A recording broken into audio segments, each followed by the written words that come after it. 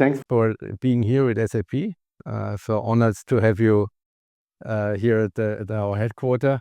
You probably have seen this chart already. Is produced by the Federal Reserve Board every year, and it looks back at 25 to 30 years, and this shows global supply chain pressure index. There are some of the pressures, are natural, some of man-made, and you might remember, I still remember 9/11, when I was in the DHL office in Vienna, when this happened, and everything collapsed.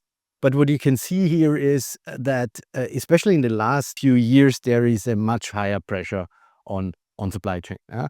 And what the effect out of this is that we are not focusing on costs anymore, because supply chain, I think in the past, as I remember it a few years ago, it was just about cost. It was only about cost optimizations, right? I mean, cost is still super important, but since the latest disruption, it's a lot about resilience, right? It's a lot of agility. Sustainability becomes more important as well.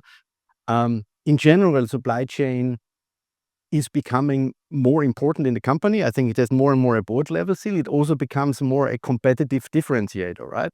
I mean, I always like to quote Ayrton Senna, who said, it's very difficult to overtake 15 cars when it is sunny weather, but if it's rainy, it's possible, right? So in times of challenges, it's easier to set a competitive advantage. And I think you will all remember in COVID time when the biggest challenge companies was really losing loyal customers. Yeah.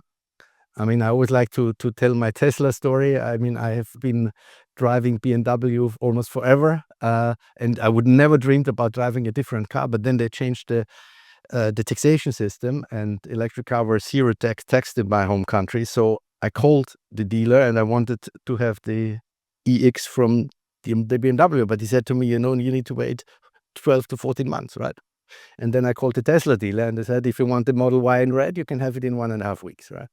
And now I'm driving a Tesla, and maybe difficult to go back then. So this is importance of supply chain is becoming supply chain as a competitive advantage is a big thing at the moment. So what is our answer at SAP? We want really to help companies transform the supply chain to become resilient and sustainable, mainly on 3 areas. We really want to help companies connect every process along the supply chain horizontally, because you still have this process and data silos within companies. So we really want to help them connect it across this design to operate process, but also including the ERP.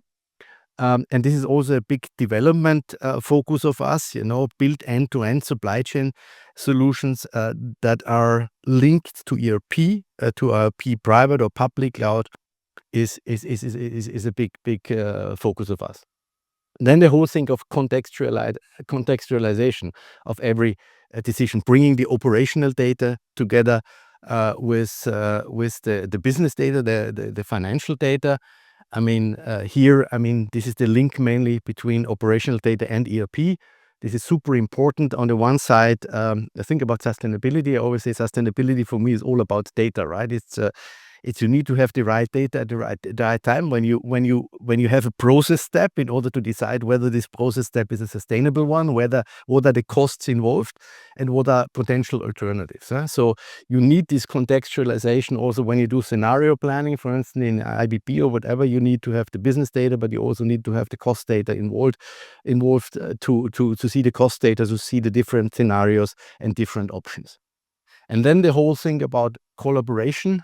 So data coordination, process coordination doesn't end, at the company borders. It's collaboration with your suppliers. It's collaboration with your service provider, and we really want to help you through our networked approach. Help you drive connections with all these partners. I mean, just think about design innovation. When you start to model, to design a new product, you already need to think at this stage of the time, what will be my suppliers of the futures?